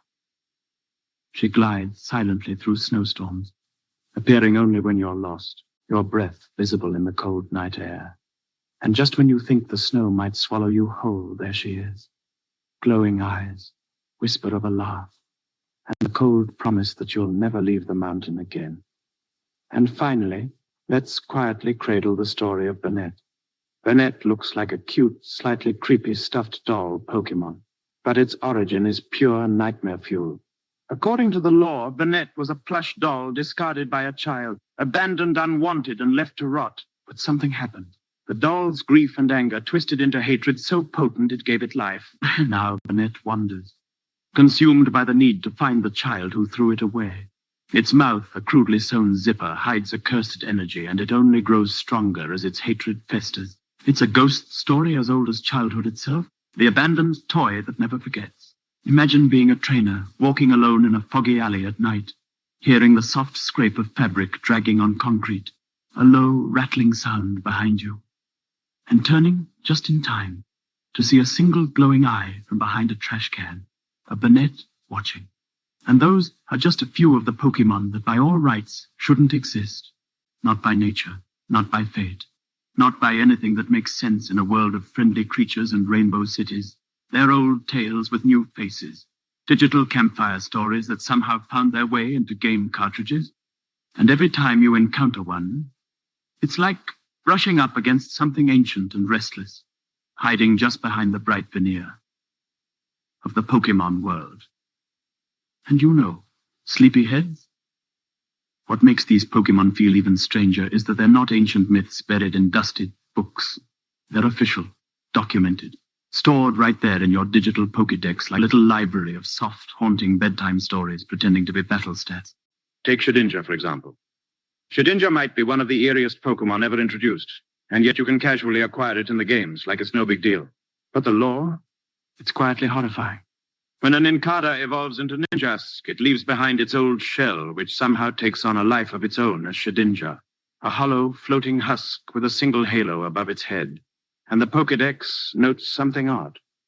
If you peer into the crack on its back, your soul will be stolen. No jokes, no light-hearted explanation. Just that, a soulless vessel hovering behind you, silently stealing glances. And if you make the mistake of looking inside, well, it's lights out. And what's even creepier is how Shedinja doesn't move. It just floats motionless, like a paper doll carried on a ghostly wind, always watching, always waiting. And then there's Mimikyu. At first glance, Mimikyu seems like a sweet, shy little ghost, Pokémon dressed up in a hand-drawn Pikachu costume, almost cute in a tragic way. But if you linger on its Pokédex entries, the unsettling truth peeks through. No one has ever seen what's under that costume. And those who do don't live long enough to tell about it. Some versions suggest that Mimikyu's true form is so horrifying, so unnatural, that it causes a sudden, unexplained death upon being witnessed. A literal eldritch being in a Pikachu hoodie. It's the Pokémon universe's way of saying some things are better left unseen. And yet, it just wants a friend. That's what makes it so sad, isn't it? A creature so terrifying it has to wear a disguise to be loved. Another one that quietly unsettles me is Cacturn. At first glance, Cacturn's just a desert-dwelling cactus Pokémon with a grin a little too wide. But its Pokédex entry hints at a deeply eerie behavior. It follows travelers through the desert until they can no longer move. That's it. No explanation of what happens next. No clarification if it's benevolent or predatory. Imagine wandering the dunes, your water long gone, your vision blurry from heat and exhaustion. And every time you turn, there's a silhouette on the horizon. Still, patient, smiling. Cacturn isn't chasing you. It's waiting. And maybe, just maybe, you'll be too weak to move by nightfall. And for our last quiet ghost tale of this stretch, let's speak of Spiritomb.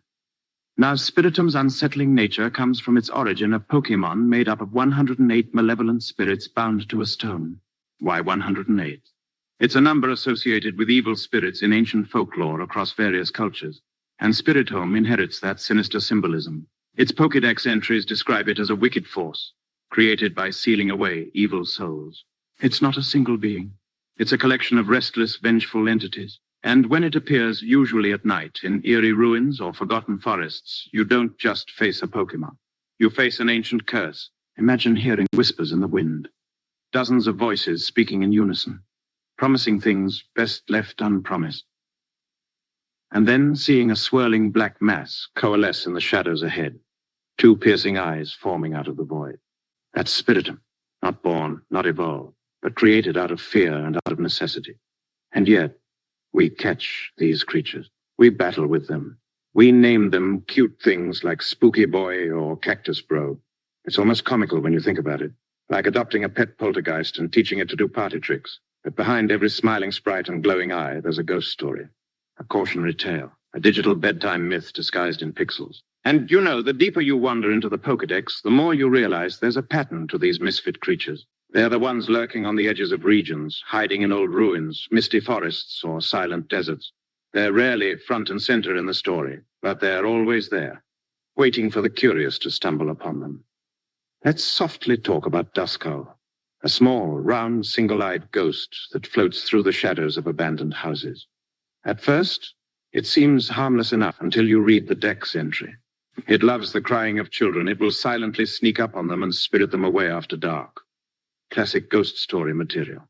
And the eerie part, it wears a skull as a mask with a single red eye peering through. An image straight out of a midnight campfire tale. And just like a good bedtime ghost story, no one really explains where Duskull takes those children, or what happens next. It's a fragment of folklore left unfinished, a question mark in a world of friendly battles. And then there's Gorbis, a delicate, pink, seahorse-like creature you'd expect to see gliding peacefully through coral reefs. But in its Pokédex entry, it's described as a predator that uses its thin mouth like a drill to pierce prey's body and suck out its fluids, all while maintaining a serene, almost beautiful appearance. There's something deeply unsettling about a creature that looks like a ballerina and hunts like a vampire. It's a reminder that even the gentlest faces in the Pokémon world can hide the sharpest teeth. And don't even get me started on Drifloon. This one's a fan favorite, precisely because of how twisted it is beneath its adorable design. A cute, floating balloon ghost with a little string tail. Kids would naturally reach for it.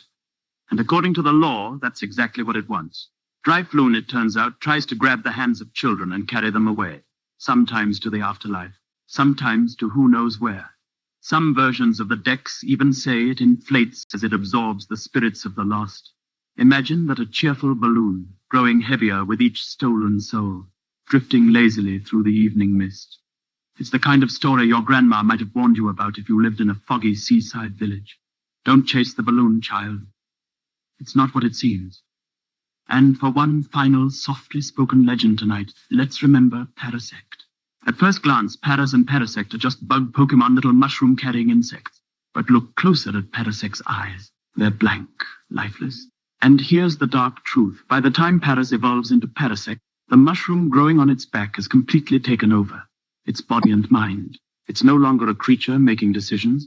It's a walking, spore-producing puppet, controlled entirely by a parasitic fungus, a biological horror hidden behind pixel art. And what makes it eerier is how subtle it is. You'd catch one in the game, teach it moves, maybe even nickname it Shroomy, but all the while it's a husk, moving only because the colony of spores that puppeteer its nerves want it to. There's no rescue for it, no cure. No final act of heroism. It's just taken. And it makes you wonder, doesn't it? How many of these friendly, battling creatures are just a little off? How many carry old stories, old spirits, old grudges, pretending to play along in a world of league matches and poke blocks? And how many are quietly waiting for nightfall? These Pokémon, Yamask, Phantom, Vanette, Spiritomb, and all their eerie cousins aren't mistakes. They're the bedtime stories of this digital world. The ones meant to remind you that for every cheerful mascot and adorable sidekick, there's a shadow nearby, a single glowing eye in the dark, a whisper in the code. And you'll think about them next time you wander into a misty patch of grass at midnight in-game, or hear your old Game Boy startup sound in the quiet of a rainy night. Because the Pokémon that shouldn't exist Do. And they've been waiting. Hey there, sleepyheads. Welcome back to the channel.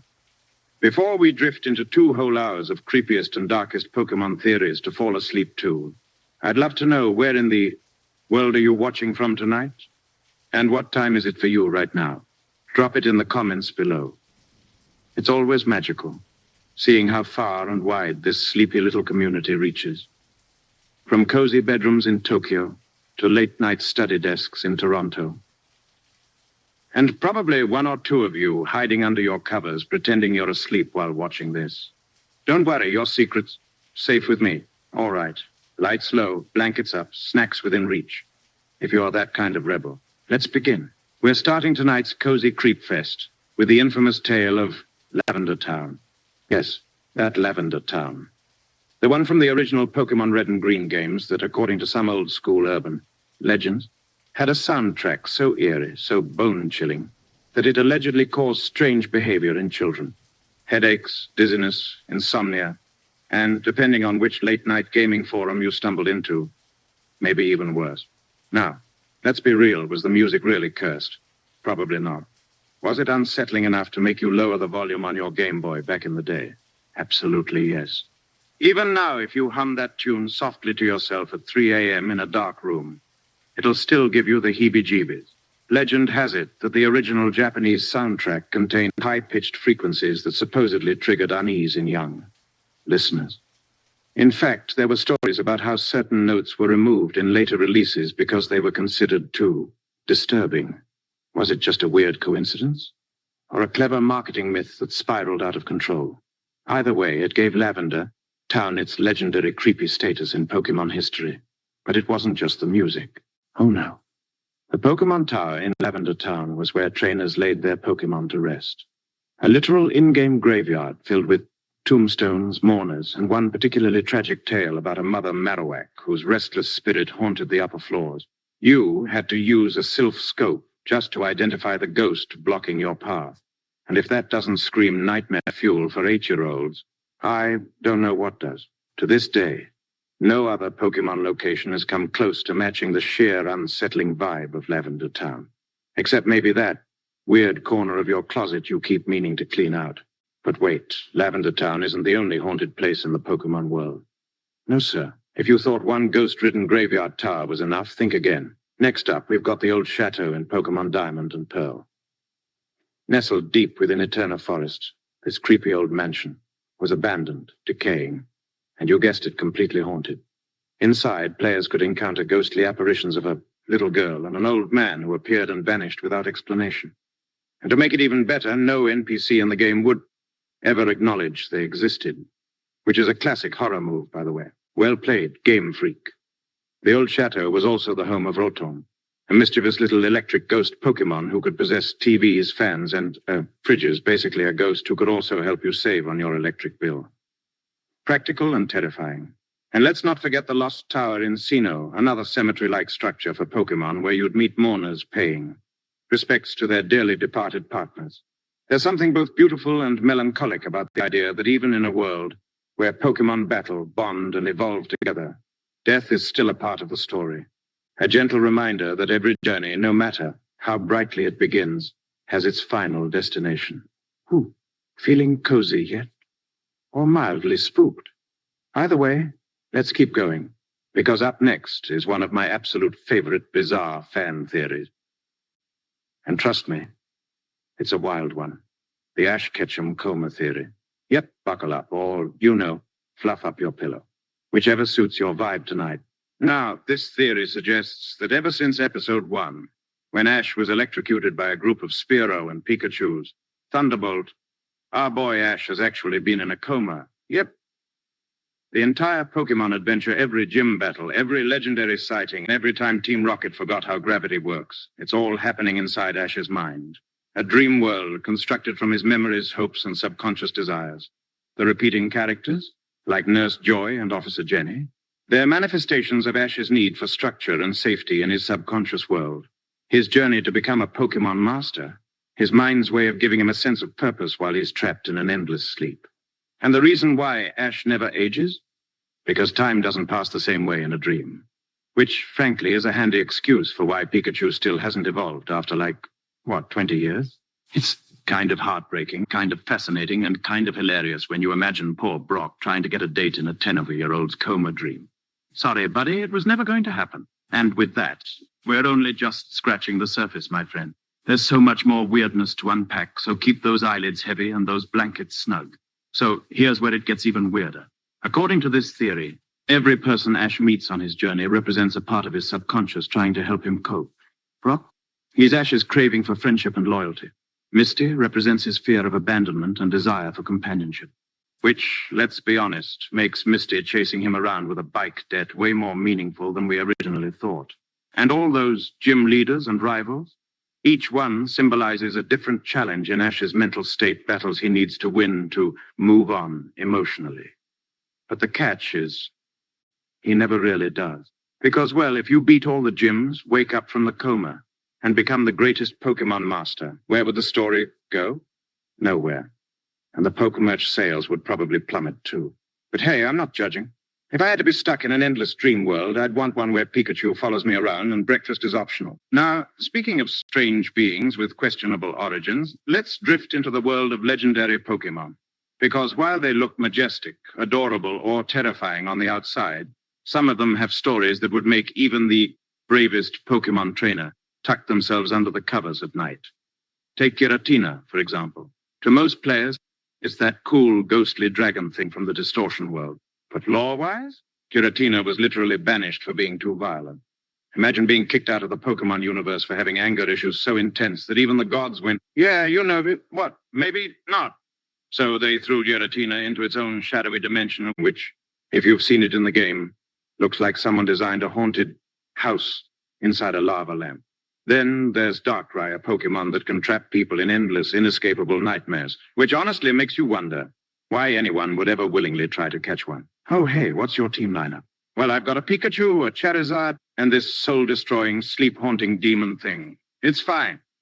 And don't get me started on Yveltal. This dark, bird-like legendary is known as the Destruction Pokémon. When it dies, it supposedly absorbs the life force of everything around it. Yep, just sucks it all up like a cosmic Roomba on a bad day. What's wild is how some of these creatures are based on actual myths and folklore. Giratina draws from demonic spirits, banished beings, and Lovecraftian monsters. Darkrai is rooted in sleep paralysis, legends you know, that classic nightmare where you can't move. And there's a shadow figure in the corner of your room? Yeah, that. So, next time you're snuggled up, half asleep, thinking about catching them all, maybe leave those 3 off your team. Unless you like waking up in a cold sweat at 3 a.m. to the sound of your closet door creaking. And speaking of unsettling origins, let's tiptoe into one of the eeriest theories out there. Pokémon born from tragic experiments. Now, most people know about Mewtwo, the famous clone created by scientists who thought, sure, let's mess with the DNA of an ancient, godlike Pokémon and see what happens. Spoiler alert, it went badly. But what if I told you Ditto might also be a failed Mew clone? I know, sounds crazy. But hear me out, they're both pink. They both weigh 8.8 pounds, and they both know transform. And Ditto's entire existence is basically, I'll be whatever you need me to be. Which sounds adorable until you realize it might just be the leftovers from a failed cloning experiment, doomed to wander around as an amorphous blob forever. Kind of like me when I wake up at 2 a.m. looking for snacks. And then you've got Kadabra.